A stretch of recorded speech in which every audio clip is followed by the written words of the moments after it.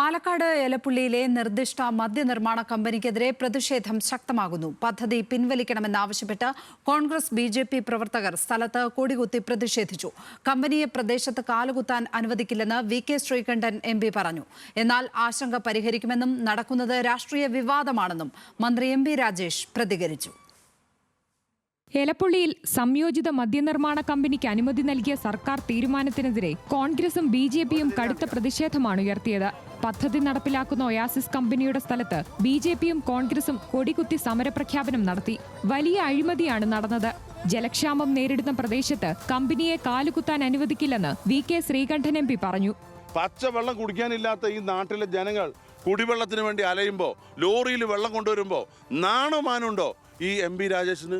സ്വന്തം നാട്ടിൽ, സ്വന്തം ജില്ലയിൽ ഈ കരാർ കമ്പനിക്കാർ, ഈ മദ്യ കമ്പനിക്കാർക്ക് വെള്ളം കൊടുക്കാൻ തീരുമാനിച്ചു എന്ന് വലിയ ആവേശത്തോടു കൂടി പ്രതികരിക്കുകയാണ്.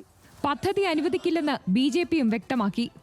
ആയിരക്കണക്കിന് കർഷകരാണ് ഇനി ദുരിതത്തിലാവാൻ പോകുന്നത്. കുടിവെള്ളമില്ലാതെ ലക്ഷക്കണക്കിന് ജനങ്ങൾ ദുരിതമനുഭവിക്കാൻ പോവുകയാണ്.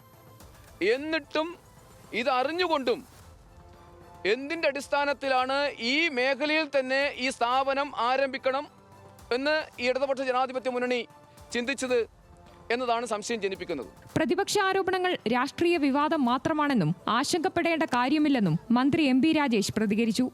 പുതിയ നിക്ഷേപങ്ങൾ കേരളത്തിലേക്ക് വരികയാണ്. അങ്ങനെയാണ് ഇന്ത്യയിലെ ഒരു പ്രധാനപ്പെട്ട മദ്യനിർമ്മാണ കമ്പനി കേരളത്തിൽ അവരുടെ പ്ലാന്റ് ആരംഭിക്കുന്നതിന് അപേക്ഷ തന്നത്. നിലവിലുള്ള നിയമവും ചട്ടവും അനുസരിച്ച് സൂക്ഷ്മമായി പരിശോധിച്ച് സർക്കാർ അതിന് ശരിയായ രീതിയിൽ എല്ലാ പരിശോധനകൾക്കും ശേഷം അനുമതി നൽകി. അത്രയും സുതാര്യമായ രീതിയിൽ നടന്നൊരു കാര്യമാണ്. അപ്പോൾ അതിൻ്റെ മുകളിൽ ഉണ്ടാക്കുന്ന വിവാദം വെറും രാഷ്ട്രീയ ലാഭം മാത്രം വെച്ചുകൊണ്ടാണ്. നാളെ ബി.ജെ.പിയും യൂത്ത് കോൺഗ്രസും മാർച്ച് പ്രഖ്യാപിച്ചിട്ടുണ്ട്. എലപ്പുള്ളി പഞ്ചായത്ത് ഭരണസമിതിയുടെ അടിയന്തര യോഗവും നാളെ ചേരും. ന്യൂസ് മലയാളം, പാലക്കാട്.